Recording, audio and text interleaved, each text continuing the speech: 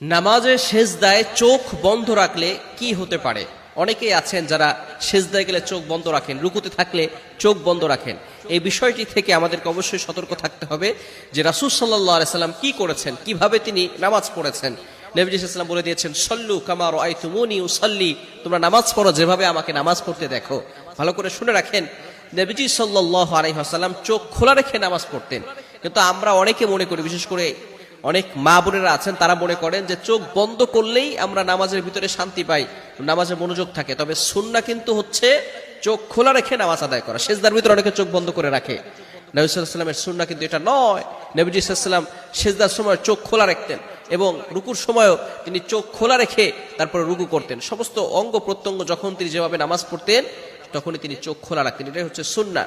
তবে আমরা অনেকেই চোখ বন্ধ করে নামাজ পড়ি। মনে রাখবেন, এটা কিন্তু কিছু কিছু স্কলারগণ বলে দিয়েছেন, যদি সব সময় চোখ বন্ধ করে নামাজ পড়ে, একটা শয়তান আছে যে শয়তান তাকে ধোঁকা দিবে।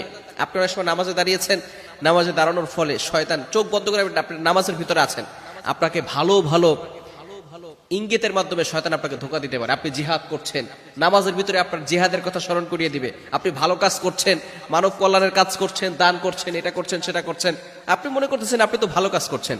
শয়তান নেক্সট স্রোতে মানুষকে ধোঁকা দেয়। এজন্য অবশ্যই চোখ বন্ধ রেখে নামাজ পড়াটা, অনেক স্কলারগণ বলে সবসময় যারা চোখ বন্ধ রেখে নামাজ পড়ে তারা হচ্ছে মাকরু কাজ করে।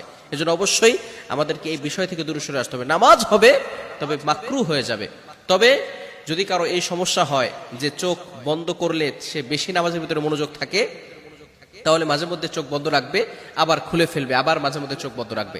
তবে এই বিষয়টি খেয়াল রাখতে হবে, যদি আপনার চোখ বন্ধ থাকে, আপনি যখন সেজদায় যাবেন সেখানে বিচ্ছু থাকতে পারে, সাপ থাকতে পারে, যেগুলো আপনাকে আক্রমণ করলে আপনি কঠিন বিপদের মুহূর্তে পড়ে যেতে পারেন, আপনি অসুস্থ হয়ে যেতে পারেন।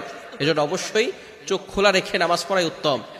যদি আপনি রাসূলুল্লাহ সাল্লাল্লাহু আলাইহি ওয়াসাল্লামের সুন্নাহকে ফলো করতে চান, তাহলে অবশ্যই চোখ খোলা রেখে নামাজ পড়তে হবে। হ্যাঁ, যদি আপনি নামাজে দাঁড়িয়েছেন, এমন সময় যদি এই সমস্যা হয় যে সামনে কারুকার্য হচ্ছে অথবা সামনের এমন কিছু কাজ চলতেছে যে কাজের কারণে সেখানে মন চলে যাচ্ছে, আপনার কিরাতে ভুল হওয়ার সম্ভাবনা রয়েছে, অথবা আপনি যে নামাজ পড়ছেন নামাজে ভুল হওয়ার সম্ভাবনা রয়েছে, এই ক্ষেত্রে আপনি চোখ বন্ধ করবেন, আবার খুলতে পারবেন। তবে অবশ্যই অবশ্যই আপনাদেরকে স্মরণ রাখতে হবে, আমাদেরকে স্মরণ রাখতে হবে যে চোখ খোলা রাখাই হচ্ছে নামাজের সুন্নাহ।